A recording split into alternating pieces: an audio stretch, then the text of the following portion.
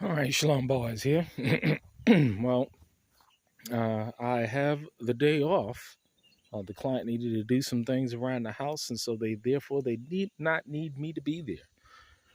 However, I got, of course, a ton of stuff that needs to be done on the land because when you're living on a farm or a homestead, there's always something to get done, and I'll be more than happy to do it. But what I'm doing today is clearing out this trailer. Now, this trailer I had stacked up.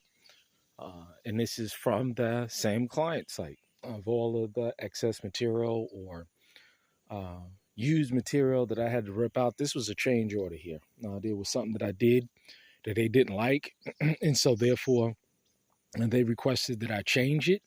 And it wasn't my issue. Excuse me. It wasn't my issue. But it's a change order. So what are you going to do with all of this material? And this is lead me into why I think that uh, if you're going to be a homesteader, man, and be a homesteader, contracting carpentry work is probably by far the best business that you can start. And I would even say over trucking, over all of those stuff, all of those things, due to the simple fact that, let's take for an example, trucking. You have all this regulation. You have all of these rules and regulations. You have all these licenses. You have a high entry cost, and you're away from your family. I don't care how much money you're making. Your income is totally tracked by the government. You're totally regulated by the government, and you're away from your home and your family for extended periods of time. I don't care if it's 2 or 3 days. However, with contracting work and being a carpenter, not only is it not regulated, you don't need any licenses to lay down floor or do framing and anything like that, at least out in the country. But you get so much material. And people will say, well, all of this is trash. No, it's like, when the client was like, hey, we got all this trash, we're going to decide, hey, I'll come and pick it up. No problem. Let me get right on that. And they're saying, well, thank you so much for picking up all of the trash. We appreciate it. Other carpenters, they just leave this stuff here and, so forth. And so, no.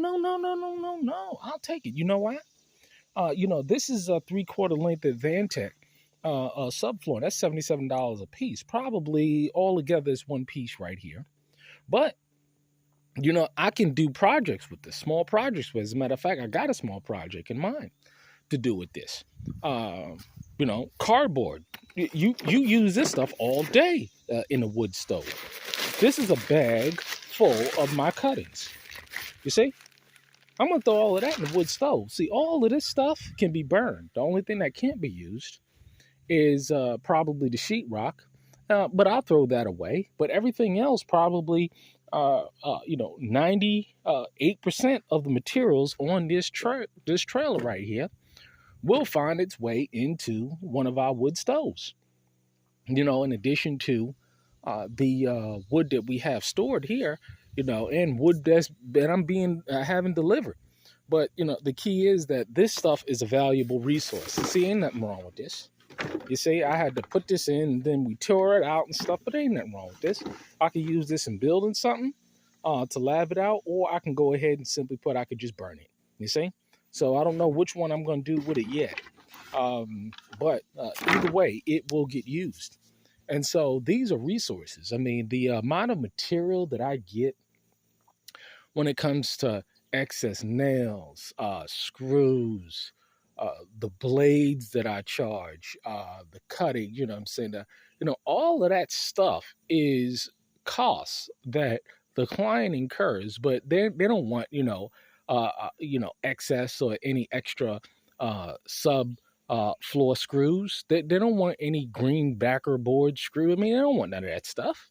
You know what I'm saying? But there's always excess or extra supply on hand or whatever of those materials that they pay for. You see, but they don't want that stuff. They don't want, actually, what they're going to do? Do they have a nail gun? No. All they're concerned with is you getting the materials to get their project done, and anything excess. I've never heard one client say, do you have any extra screws? Do you have any extra, any of that stuff?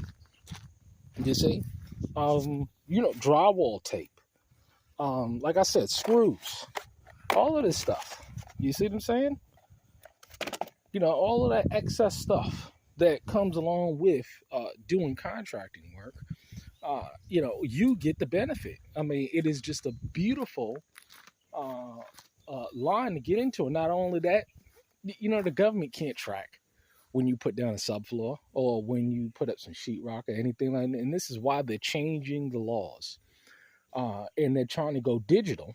Is because you can't track this stuff. You can't. It's just. I know there's no way that you can honestly track what a carpenter does, what a drywaller does, what a sheetrocker does, what a painter does. If people want to do the LLC thing, I mean, I guess there's great benefits in that and stuff, but like me, my business is set apart. But these are the kind of benefits that you have over any other kind of business that I can think of. I mean, sure, is there down sides to it? Probably so. I mean, uh, am I being biased? Probably so. But I mean, I looked at all of these things because um, I could drive a truck. I mean, I could do any of these things if I wanted to. I know the sources and the places I can go to where I can get a loan on a truck or, all of that stuff and do that. But I don't want to incur the other downsides of that, namely the regulation, the time away from the family, and the initial cost investment. As opposed to this, hey, think about this. Let's say that you know how to do drywall, right? And you went and got the trowel, you went to go and get the tools. Probably you'll spend nowhere between probably $250 max to do a drywall job. So let's say you have a drywall job confirmed and you went ahead and you got the first half of your deposit to start. Let's say that you've never done drywall, or you've done drywall before, you just never did it professionally, you don't have the tools. You could take that first initial payment, because you can charge up to damn $3 a square foot for hanging drywall today. I'm talking about hanging it, screwing it to the wall, munding it, taping it. That's it, and finishing it, ready for painting. You can charge $2 a square foot, $250, $2.50 a square foot to paint a room. So you're talking about $400-$500 per room. You're talking about $1,500. The initial cost investment is covered by the material, or the tool investment is covered by the job in of itself that you would do. You see? And so that's how I would tell people to get into carpentry, learn how to do laminate flooring. The tools associated with putting in the laminate floor can't be no more than $100. But you can charge $2.50 a square foot to put in laminate flooring. People don't need to understand this stuff. This is the economics behind it. Totally outside of the banking system, totally outside of their debt-based system. Between you and just a client that they need some work done, you need a couple of dollars in your pocket. They're more than willing to pay you cash. Come in, do a job, get out.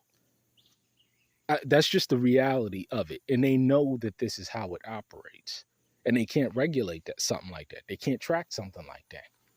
So the idea is the name of the game is, from the tools to the materials to the freedom behind it, the ability to be home at the end of the day.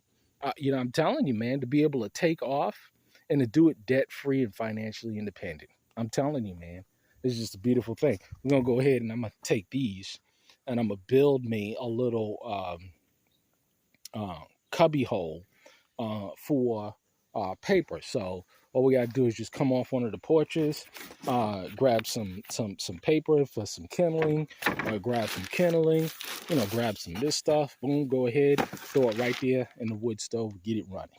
But this is what efficiency is about. Now let me go ahead and pack this stuff and decide what I'm gonna do with it. But all right, you have a blessed day. Getting real skills. Shalom.